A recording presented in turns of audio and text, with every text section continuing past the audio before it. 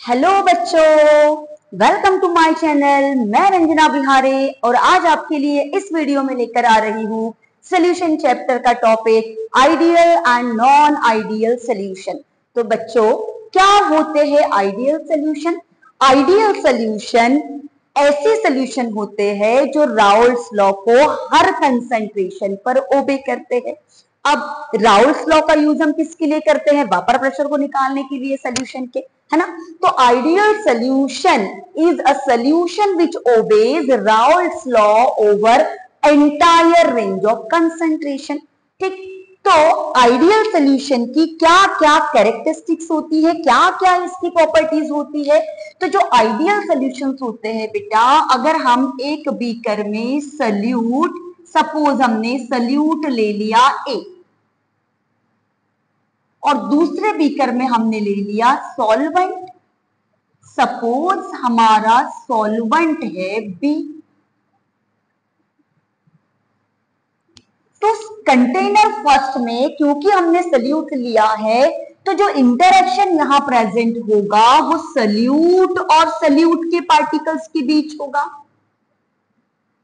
और container B में क्योंकि हमने सॉल्वेंट लिया है बेटा, तो यहां जो इंटरेक्शन होगा वो सॉल्वेंट और सॉल्वेंट के पार्टिकल्स के बीच में होगा। ठीक, अब सपोज कि हम इन दोनों कंटेनर के कंटेंट्स को मिक्स कर रहे हैं, मतलब सल्यूट को सॉल्वेंट में ऐड करके हम सॉल्यूशन बना रहे हैं। तो ये बन गया हमारा सॉल्यूशन थर्ड कंटेनर में। तो अब जो इंटरेक्शन यहां पर होगा वो सल्यूट और सॉल्वेंट के बीच होगा, मतलब बिटवीन ए एंड बी होगा, ऐसा बिटवीन ए एंड बी। ठीक, तो अब जो इंटरेक्शन यहां पर डेवलप हुआ है this is in between solute and solvent, solute and solvent.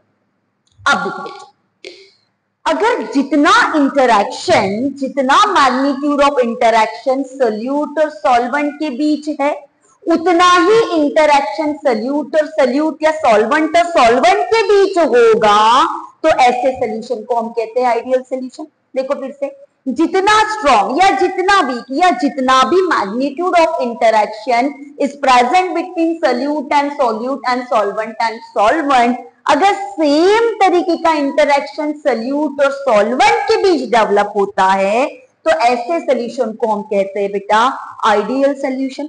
ठीक, तो इसका जो वेपर प्रेशर आएगा वो उतना ही आएगा जितना कि वेपर प्रेशर हम राउल्स लॉ से कैलकुलेट करते हैं। ऐसे सॉल्यूशन को हम कहते हैं बेटा आइडियल सॉल्यूशन, मतलब ऐसे सॉल्यूशन जिनका वेपर प्रेशर उतना ही आएगा जितना कि हमने राउल्स लॉ से कैलकुलेट किया है। तो ऐसे सॉल्यूशंस आइडियल बिहेवियर को शो करते हैं जिनमें सल्यूट और सॉल्वेंट के बीच उतना ही इंटरेक्शन होता है जितना सल्यूट और सल्यूट या सॉल्वेंट और सॉल्वेंट के बीच में होगा। ठीक, तो जो आइडियल सॉल्यूशंस होते हैं इनकी सेकंड क्या कैरेक्टरिस्टिक्स होती हैं? So for ideal solution enthalpy of mixing is equal to 0। इनके लिए एंथैल्पी ऑफ मिक्सिंग 0 होती है।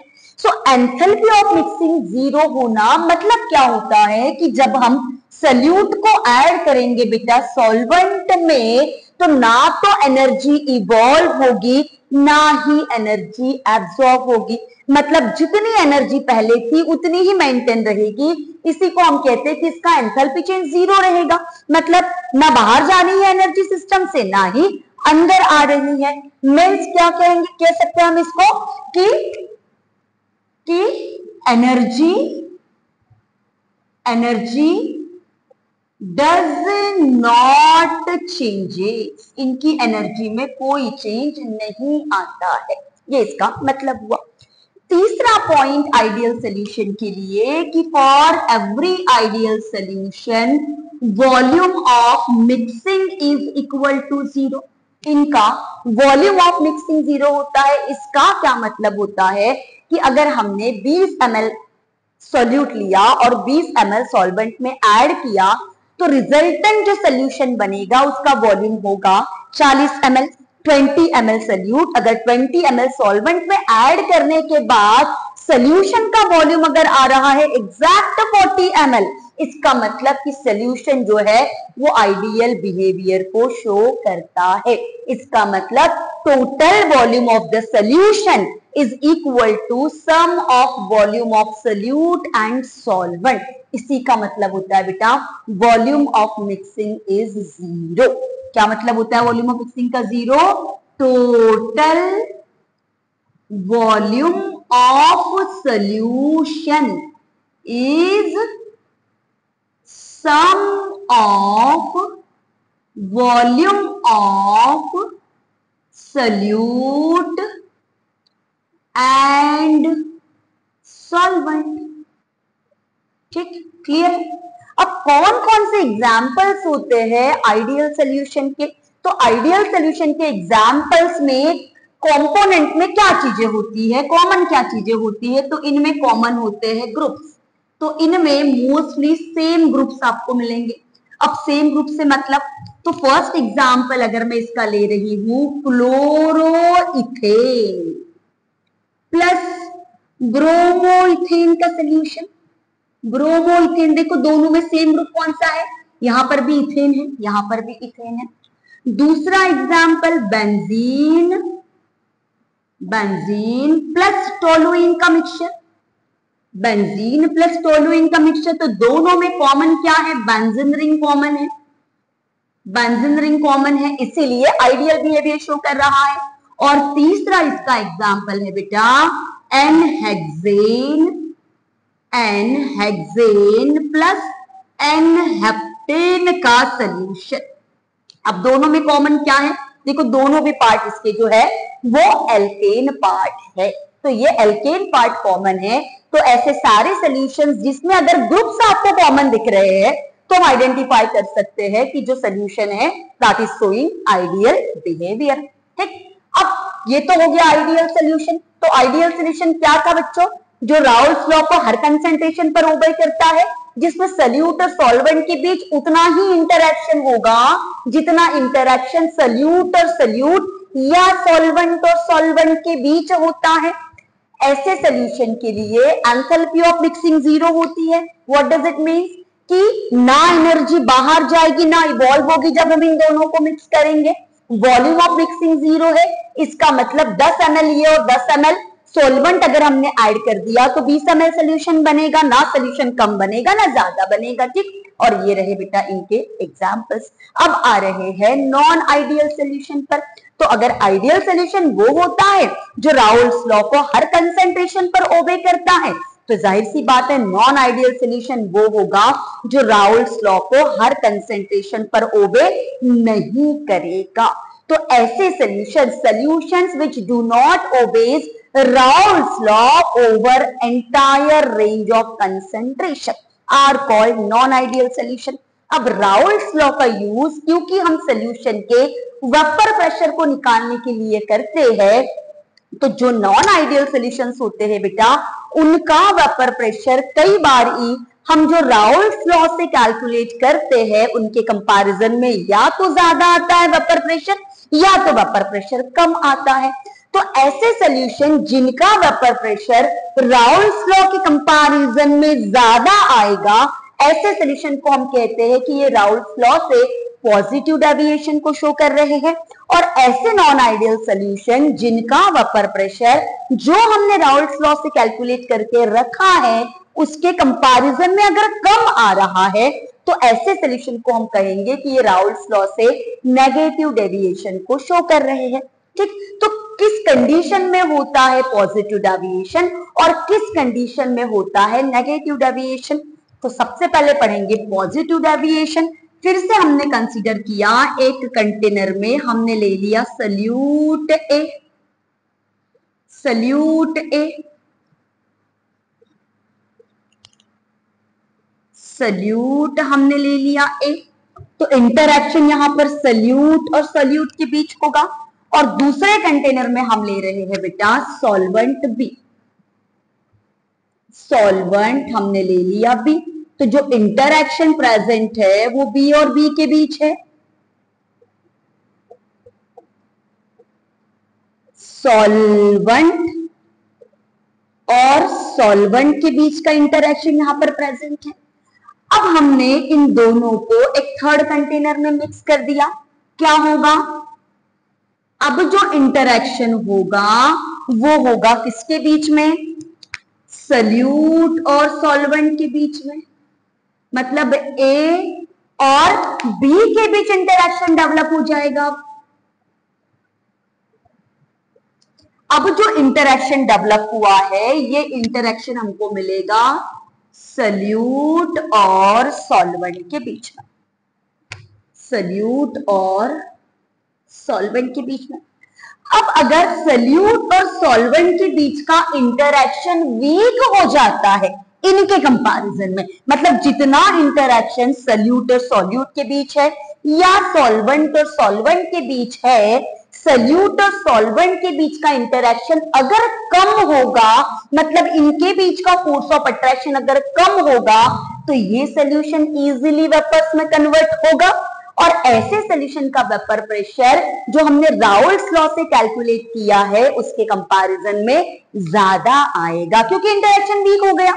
इनके बीच फोर्स ऑफ अट्रैक्शन अगर कम होगा तो ये तो फटाफट से वेपर्स में कन्वर्ट हो जाएंगे और इसीलिए ऐसे सॉल्यूशन का वेपर प्रेशर राउल्स लॉ के कंपैरिजन में आता है ज्यादा और ऐसे सॉल्यूशन को हम कहते हैं कि ये राउल्स लॉ से पॉजिटिव डेविएशन को शो कर रहे हैं।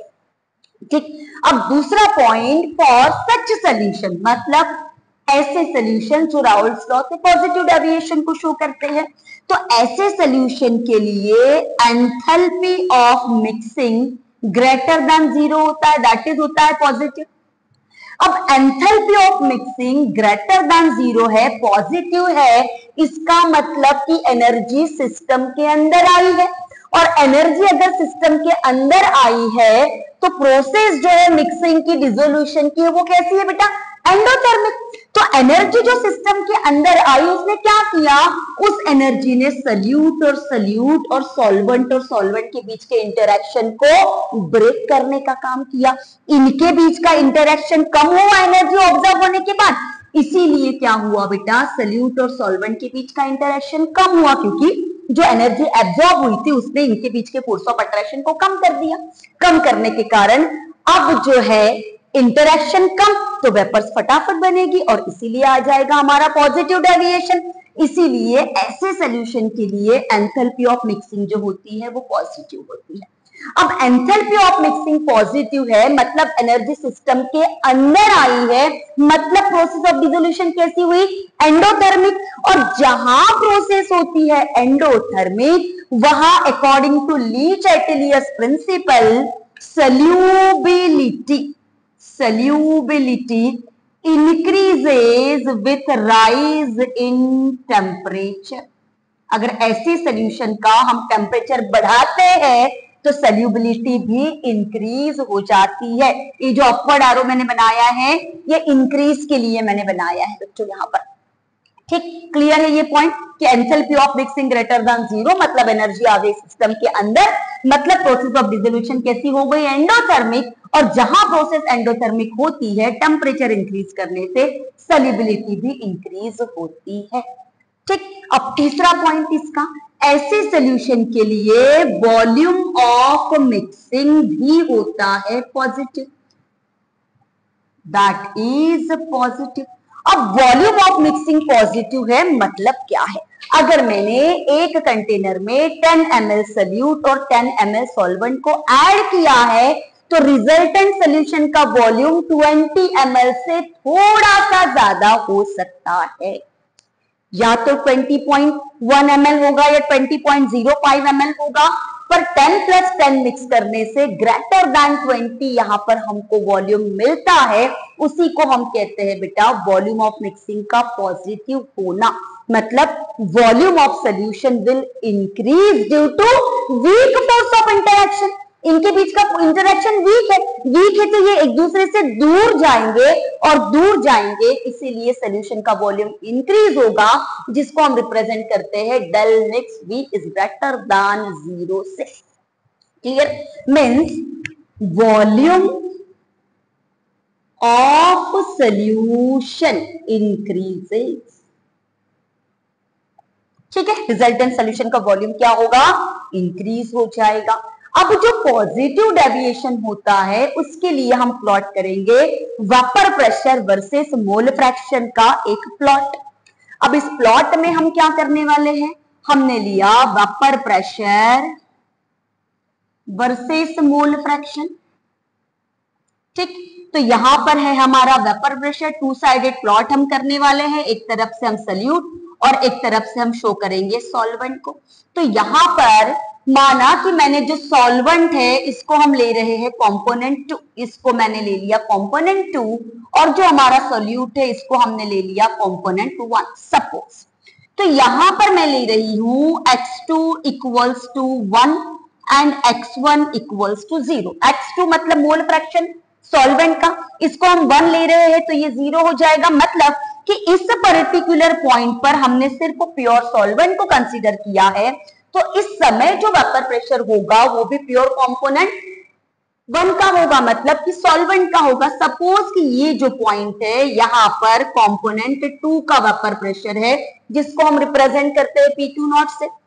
भैया इस समय कंटेनर में सिर्फ और सिर्फ कौन है, सॉल्वेंट, तो उसका वेपर प्रेशर हमने ले लिया P2 नॉट। और इस तरफ हम रिप्रेजेंट करेंगे बेटा x2 equals to 0 and x1 equals to 1, मतलब हम बात कर रहे हैं किसकी, प्योर कंपोनेंट 1 की, मतलब सिर्फ और सिर्फ सल्यूट की। तो इस समय जो भी सल्यूट का वेपर प्रेशर होगा हमने उसको यहाँ पर रिप्रेजेंट किया है इस तरीके से P1 नॉट। अब हम क्या करेंगे, हम इसमें ऐड करेंगे x1 और इधर आने पर हम इसमें ऐड करेंगे x2। ठीक, तो जैसे जैसे मैं इसमें ऐड करते जाऊंगी कंपोनेंट 1 को, मतलब सॉल्वेंट 1 को, तो इस सल्यूट की भी अपनी वेपर्स बनेगी। इस सॉल्वेंट में हम जैसे जैसे ऐड करते जाएंगे बेटा सल्यूट को, तो ये सल्यूट भी अपनी वेपर्स बनाएगा, तो उसका भी प्रेशर क्रिएट होगा।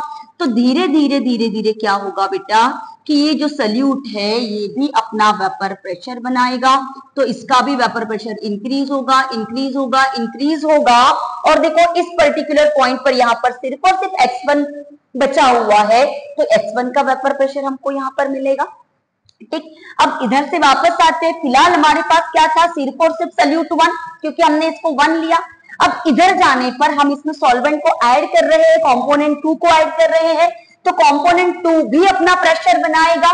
तो धीरे धीरे जितना ज्यादा हम उसमें कंपोनेंट 2 ऐड करेंगे उसका प्रेशर बढ़ता जाएगा, बढ़ता जाएगा, बढ़ता जाएगा, और एक स्टेज ऐसी आई कि यहाँ पर आकर ये बन गया प्योर कंपोनेंट। मतलब ये जो लाइन है ये किसको रिप्रेजेंट कर रहा है बेटा, ये रिप्रेजेंट कर रहा है P1 को, और ये जो लाइन है ये रिप्रेजेंट कर रहा है P2 को। हम दोनों को जोड़ते हैं तो हमको मिलता है P total. P total equals to P1 plus P2 होता है। ठीक, समझ गए ना बात। अब जब पॉजिटिव डेविएशन होता है तो जो वेपर प्रेशर आता है वो रॉबर्ट्स लॉ के कंपैरिजन में ज्यादा आ रहा है, और इसी ज्यादा को इसी कर्व में रिप्रेजेंट किया जाता है बेटा, इसके ऊपर से इस तरीके से कर्व बना करके, इसके ऊपर से बना हुआ कर्व रिप्रेजेंट करता है कि ये जो ग्राफ है ये पॉजिटिव डेविएशन को रिप्रेजेंट कर रहा है। आ गई बात समझ में। अब इसके एग्जाम्पल्स, तो किस कंडीशन में कौन से कंपोनेंट होंगे तो सोल्यूशन पॉजिटिव डेविएशन को शो करेगा।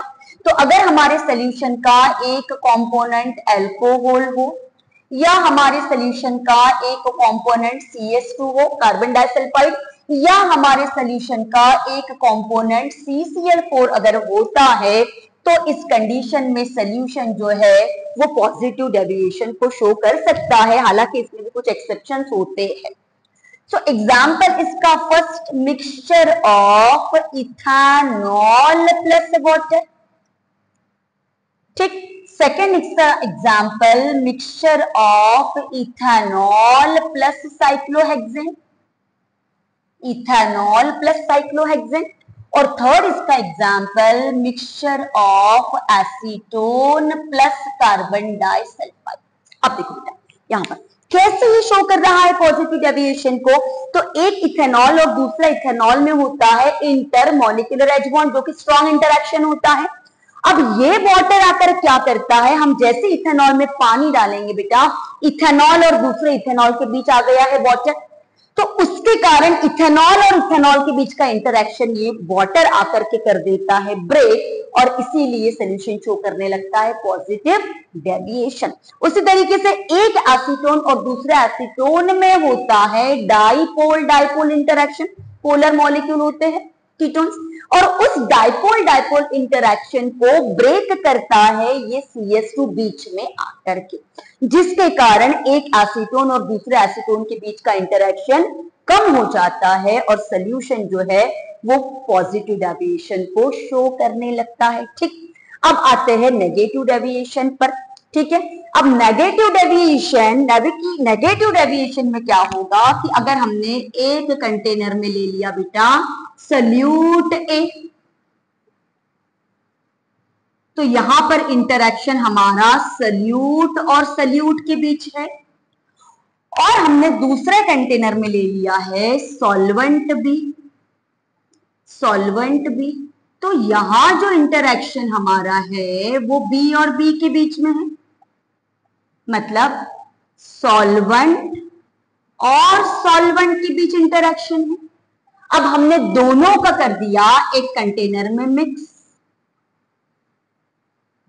हमने इन दोनों को कर दिया मिक्स, क्या होगा, अब जो इंटरेक्शन डेवलप हुआ वो किसके बीच होगा, सल्यूट और सॉल्वेंट के बीच, मतलब ये ए और बीच में आ गए हैं सॉल्वेंट के पार्टिकल्स बी और बी।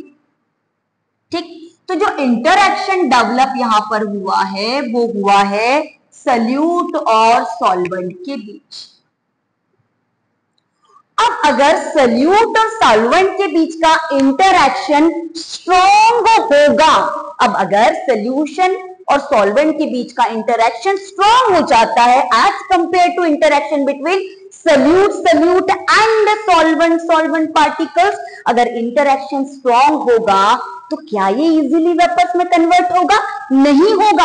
अब अगर ये इजीली वेपर्स नहीं बनाएगा तो जाहिर सी बात है इसका वेपर प्रेशर जो है वो राउल्स लॉ से कम हो जाएगा, और ऐसे सोल्यूशन को हम कहेंगे बेटा कि ये राउल्स लॉ से नेगेटिव डेविएशन को शो करते हैं। ठीक, अब जो सोल्यूशन राउल्स लॉ से नेगेटिव डेविएशन को शो करता है इनका एंथैल्पी ऑफ मिक्सिंग भी लेस देन 0 होता है, दैट इज नेगेटिव होता है, दैट इज क्या होगा, नेगेटिव।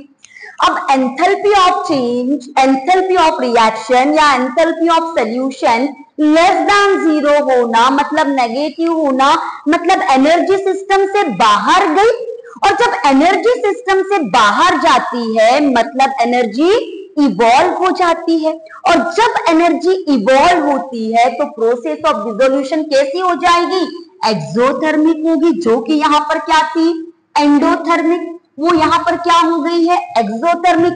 और जहां प्रोसेस होती है बेटा एक्सोथर्मिक वहां पर सॉल्युबिलिटी डिक्रीज हो जाती है विथ राइज इन टेम्परेचर। जहां पर प्रोसेस ऑफ डिसोल्यूशन एक्सोथर्मिक होगी तो according to Le Chatelier principle solubility will decrease with increase in temperature. ठीक, अब ऐसे जो सोल्यूशन होते हैं नेगेटिव डेविएशन जो शो करते हैं इनके लिए वॉल्यूम ऑफ मिक्सिंग भी होता है लेस देन 0। अब वॉल्यूम ऑफ मिक्सिंग का लेस देन 0 का क्या मतलब, क्योंकि यहां पर सॉल्यूट और सॉल्वेंट के बीच का इंटरेक्शन बहुत स्ट्रॉन्ग है तो सॉल्यूट और सॉल्वेंट एक दूसरे के पास आएंगे, और एक दूसरे के पास आएंगे बच्चों तो जो रिजल्टेंट सॉल्यूशन का वॉल्यूम है वो थोड़ा सा कम हो जाएगा। मतलब कि अब की बार अगर मैं 10 ml सॉल्यूट को 2 ml सॉल्वेंट में ऐड करती हूं तो रिजल्टेंट सॉल्यूशन का वॉल्यूम 20 ml से थोड़ा सा कम हो जाता है। इट माइट बी 19.99 हो सकता है but not exactly equals to 20 ml। Clear to everyone. तो वॉल्यूम ऑफ मिक्सिंग का कम होना मतलब सोल्यूशन के वॉल्यूम का डिक्रीज हो जाना, और वॉल्यूम डिक्रीज तभी होगा जब इंटरेक्शन दोनों के बीच का स्ट्रॉन्ग हो जाएगा। मीन्स वॉल्यूम ऑफ सोल्यूशन क्या हो जाएगा, decreases, volume of solution decreases. अब फिर से हम पढ़ेंगे vapour pressure versus mole fraction का ग्राफ नेगेटिव डेविएशन के लिए। तो फिर से हम ग्राफ यहां पर प्लॉट करेंगे बेटा, vapour pressure versus mole fraction. फटाफट से ग्राफ प्लॉट करना है। यहां हमने ले लिया है वेपर प्रेशर और यहां फिर से हम ले रहे हैं x2 equals to 1 and x1 equals to 0। ठीक, यहां पर हमने ले लिया x2 equals to 0 and x1 equals to 1। तो यहां पर q की कंपोनेंट 1 जो कि हमारा सल्यूट है, ये नहीं हमने लिया है, इसका मतलब यहाँ पर प्योर कंपोनेंट P1 नॉट है, सॉरी P2 नॉट है, और यहाँ पर हमने ले लिया है प्योर कंपोनेंट कौन सा, P1 नॉट। ठीक, अब हम इसमें ऐड करेंगे थोड़ा सा सल्यूट। अब सल्यूट को जब हम ऐड करेंगे तो सल्यूट का अपना प्रेशर बनेगा जो हम रिप्रेजेंट करेंगे ऐसी लाइन बना करके। और यहां से जब हम इधर आएंगे तो हमने क्या ऐड किया, इधर जाने पर x1 और इधर आने पर हमने ऐड कर दिया x2। तो यहाँ क्या बन जाएगा, वेपर प्रेशर एक किसका रिप्रेजेंट करेगा, P1 का। यहाँ पर किसका आ रहा है, P1, और यहाँ आ गया P2 का वेपर प्रेशर। ठीक है, दोनों को हमने जोड़ दिया, हमको मिल गया P2। समझे कि नहीं कर, बहुत ही सिंपल कर्व है बेटा। देखो vapour pressure versus mole fraction का कर्व, तो हमने यहाँ पर कंपोनेंट 2 कंप्लीट हमने ले लिया, मतलब अभी हमने कुछ भी मिक्स नहीं किया है, ये सिर्फ और सिर्फ हमारा कंपोनेंट 2 है और ये कंपोनेंट 1 है। तो जो इस समय जो वेपर प्रेशर इस कंटेनर में है वो क्या है, P2 नॉट है। और अभी हमने क्योंकि इसको मिक्स नहीं किया है तो यहाँ पर हमने सिर्फ और सिर्फ सल्यूट कंसीडर किया। तो जो भी वेपर प्रेशर इस समय है वो सिर्फ और सिर्फ सल्यूट का है जो P1 नॉट को रिप्रेजेंट कर रहा है। ठीक है, अब हमने इसमें थोड़ा सा x1 ऐड किया, मतलब हमने इसमें थोड़ा सा सल्यूट डालना स्टार्ट किया। तो जो भी सल्यूट होगा उसका भी अपना वेपर प्रेशर डेवलप होगा। तो उसी वेपर प्रेशर को बच्चों हमने इस लाइन से रिप्रेजेंट किया है। तो जैसे जैसे x1 इसमें ऐड होता जाएगा P1 बनता जाएगा, और इधर से जैसे जैसे इसमें x2 ऐड होता जाएगा यहाँ पर P2 बनता जाएगा। ठीक, अब क्योंकि सोल्यूशन शो कर रहा है नेगेटिव डेविएशन को, तो वेपर प्रेशर राउल्स लॉ से जो हमने कैलकुलेट किया है उसके कंपैरिजन में हो गया है कम। इसी कम वेपर प्रेशर को हम रिप्रेजेंट करते हैं बेटा इस कर्व को इसके नीचे से बना करके, इस तरीके से इस लाइन के नीचे से हम कर्व बनाएंगे तो ये रिप्रेजेंट करेगा बेटा नेगेटिव डेविएशन को। समझ गए बच्चों। अब आते हैं एग्जांपल्स ऑफ नेगेटिव डेविएशन। तो कैसे आइडेंटिफाई करना है, तो सॉल्यूशन का एक कंपोनेंट अगर एसिड है या सॉल्यूशन का एक कंपोनेंट अगर क्लोरोफॉर्म है, सॉल्यूशन का एक कंपोनेंट अगर एसिड है या सॉल्यूशन का एक कंपोनेंट अगर क्लोरोफॉर्म है तो सॉल्यूशन शो करता है नेगेटिव डेविएशन को। For example, very first example is mixture of phenol plus aniline.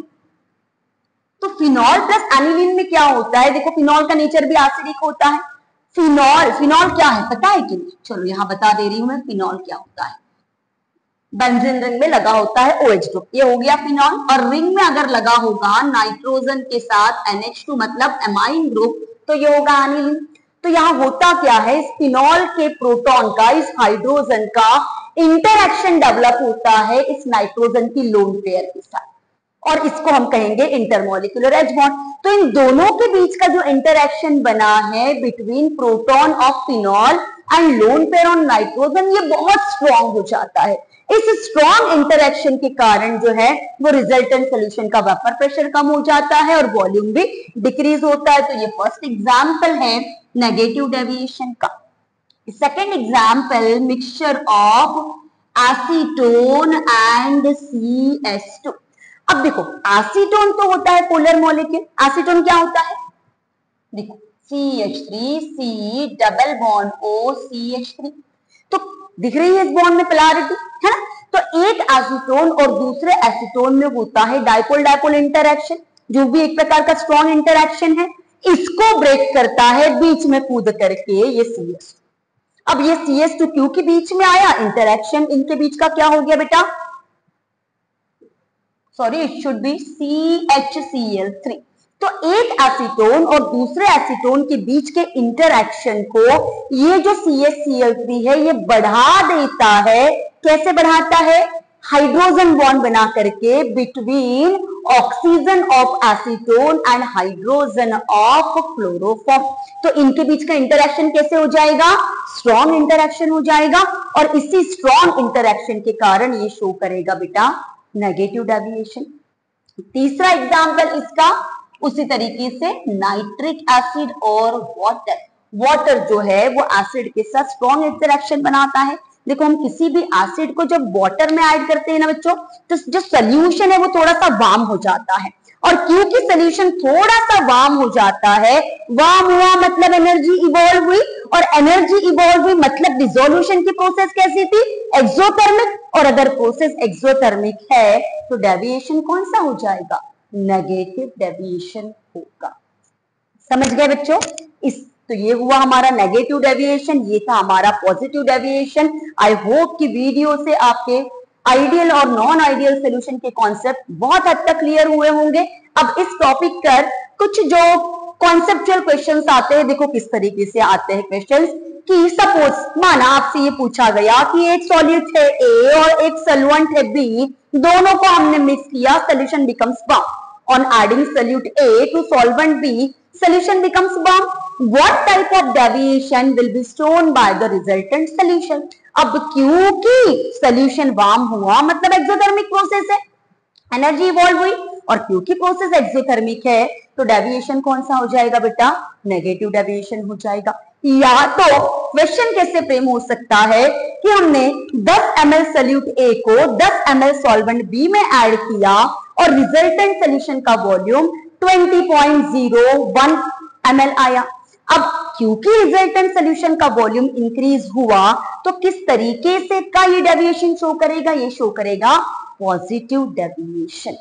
Clear? I hope कि आपके डाउट्स इस चैप्टर से रिलेटेड क्लियर हो गए होंगे। नोट्स मेरे पास अवेलेबल है, अगर किसी को भी नोट्स की रिक्वायरमेंट है तो कमेंट सेक्शन में कमेंट जरूर करिएगा। Thank you everyone.